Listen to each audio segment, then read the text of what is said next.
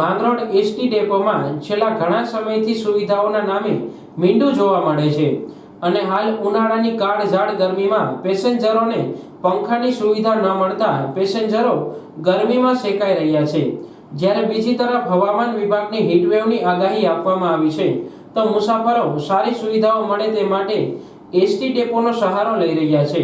પણ છેલ્લા ઘણા સમયથી માંગરોળ એસટી ડેપોમાં સીસીટીવી કેમેરા બંધ હાલતમાં હોવાનું લોકો જણાવી રહ્યા છે। ડેપોમાં કોઈ અઘટિત ઘટના સીસીટીવી કેમેરાના કારણે ઓછી બને, જેના કારણે સરકારે દરેક ડેપોમાં કેમેરાની વ્યવસ્થા ઊભી કરી છે। પણ અહીં તો તસ્કરોને મોકળું મેદાન મળી રહ્યું છે, જેના કારણે આવારા તત્વોએ રાત્રિના સમયે બેફામ નશા કરી ફરતા જોવા મળે છે।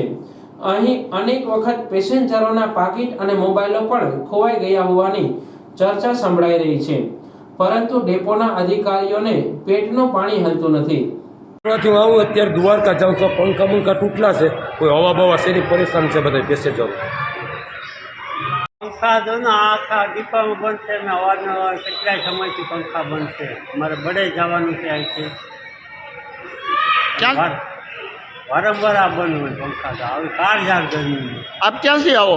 અમે અટાણે મંડપમાંથી મંડપમાંથી માંગરોળ ડેપોની હાલત જુઓ તો ચારે બાજુ પંખાઓ બંધ હાલતમાં જોવા મળે, ત્યારે અપડાઉન કરતા પેસેન્જરો દ્વારા જાણવા મળતા સાબિત થાય છે કે છેલ્લા ઘણા સમયથી પંખાઓ બંધ છે।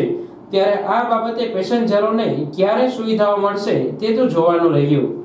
માંગરોળનું જે બસ સ્ટેન્ડ છે એ નવું બસ સ્ટેન્ડ બનાવવામાં આવ્યું છે, પરંતુ આપણે પંખાની હાલત બહુ કફોડી સ્થિતિમાં પંખાઓ છે। અહીંયા રોજના હજારો પેસેન્જરો જે છે અહીંયા મુસાફરી કરે છે। માંગરોળના ઘણા બધી ગામડાઓ છે એના વિદ્યાર્થીઓ અપડાઉન કરે છે, પણ આ ગરમીની સિઝન છે, લોકો ત્રાહીમામ પોકારી ગયા છે। આપણે તડકાની અંદર લોકો અહીંયા બસ સ્ટેન્ડમાં જ્યારે આવે તો પંખાઓ બંધ હાલતમાં છે, પંખાના જે પાટિયાઓ છે એ વાંકા વળી ગયા છે અને રજૂઆત કરવા માટે ત્યાં આપણે જઈએ તો એવું કે છે કબૂતરોના કારણે જે પંખાઓના પાટિયાઓની હાલત થઈ છે, પણ ગુજરાતમાં ઘણા બધા બસ સ્ટેન્ડો છે, ઘણા બધા કબૂતરો છે, પક્ષીઓ આટામાં પંખાઓની જે હાલત છે એ સુધરે એવી અમારી માંગણી છે। અને બીજું જે અહીંયા સીસીટીવી કેમેરા પણ બંધ હાલતમાં છે। આ અહીંયા બસ સ્ટેન્ડની અંદર ઘણી બધી એવી ઘટનાઓ બને છે જેને લઈ લોકોને મુશ્કેલીઓ થાય છે। અહીંયા ખિસ્સા કાતરુઓ પણ સક્રિય છે અને આવારા તત્વો, અહીંયા કોલેજો ઘણી બધી છે, વિદ્યાર્થીઓ ગામડામાંથી છોકરીઓ ખાસ કરીને અપડાઉન કરે છે, એટલે જો કેમેરા હોય તો આવા આવારા તત્વો પણ જે છે એને પકડી શકાય। એટલે અહીંયા કેમેરા બંધ છે, આ પણ ચાલુ કરવામાં આવે, હવે અમારી માંગણી છે।